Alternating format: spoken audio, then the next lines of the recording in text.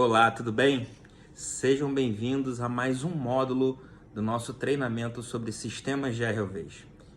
E nesse momento vamos falar um pouco sobre os dispositivos e equipamentos que são utilizados nos ROVs, no sistema de ROV. Então é bem interessante quando nós estudamos a respeito dos ROVs, imaginarmos que o veículo em si, para que ele tenha um bom funcionamento e possa atender às operações e às demandas, os veículos têm que ter acessórios que permitam ele não só navegar, mas também que ele possa realizar as operações. Também dispositivos de segurança, dispositivos de emergência. Então os ROVs eles são equipados com vários equipamentos, que nós chamamos os devices em inglês, né, que são os dispositivos que permitem uma operação mais segura, uma operação mais confortável, uma operação mais precisa. Então, quando nós imaginamos o veículo, eu já falei em módulos anteriores que temos a estrutura, o flutuador, a estrutura pode ser metálica, pode ser polimérica, também no caso dos ROVs de observação, mas também temos os dispositivos que são instalados. Que dispositivos são esses? Eu cheguei a explicar um pouco nos módulos anteriores. Quais são esses dispositivos? Por exemplo, dispositivos de emergência. Nós temos sonar. O sonar ele pode ser utilizado tanto como emergência, como também para navegação, para o dia a dia da operação. Porque o sonar ele utiliza a hidroacústica, mas nós utilizamos o sonar também para encontrar o alvo, porque ele detecta, por exemplo, com um range de 200 metros. Existem ranges maiores e menores também, mas um muito comum são 200 metros. Então você consegue, à medida que lança o ROV, chega até a profundidade de trabalho, aproar para o alvo, encontrar o alvo através do sonar e seguir de encontro ao alvo, até que a câmera consiga começar a mapear o evento, né, ali, ou o equipamento, né, que é o alvo. Agora, isso é numa navegação rotineira, ou por exemplo, sair de um alvo para o outro. Então o sonar tem um alcance maior que as câmeras.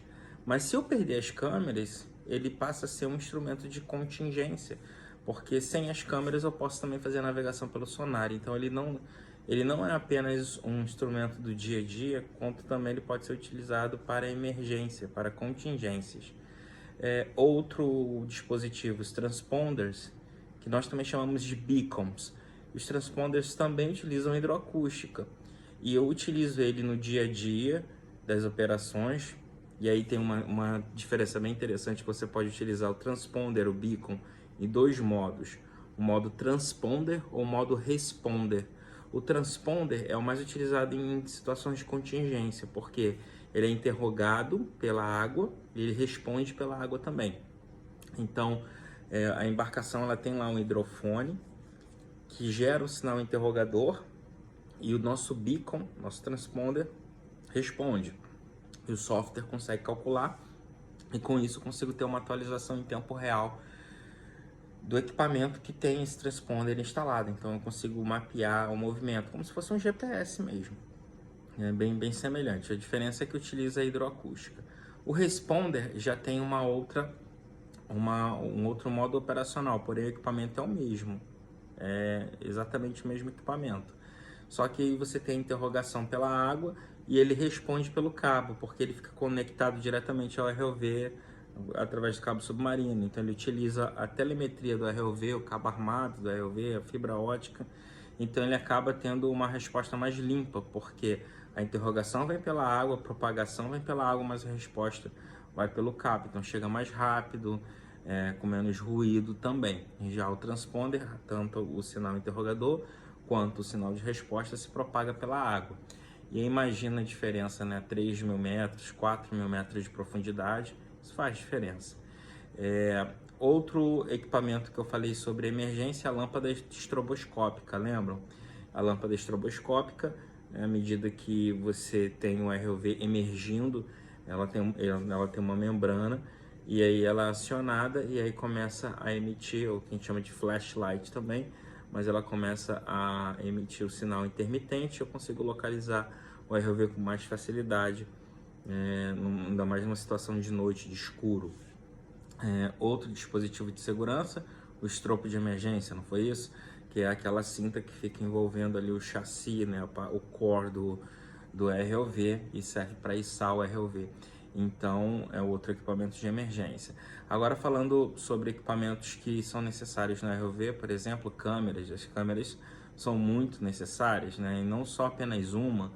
Um ROV de observação pode ter uma câmera só, mas quanto mais preciso o ROV, quanto mais moderno, quanto mais recursos ele tem, mais câmeras também ele tem. Câmera traseira, lower camera, que é a câmera de baixo, upper camera, que é a câmera de cima, câmera de topo, câmera, como eu falei, câmera de ré, câmera mud camera, que são câmeras de mud, de lama mesmo, que fica olhando para baixo. Então, alguns ROVs têm média de 7 ou 8 câmeras normalmente no World Class.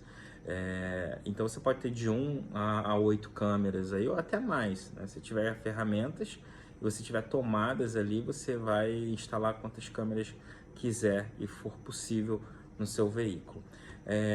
Agora, além das câmeras, eu tenho o sistema Pan e Tilt, que é o sistema de movimentação das câmeras, que eu falei também.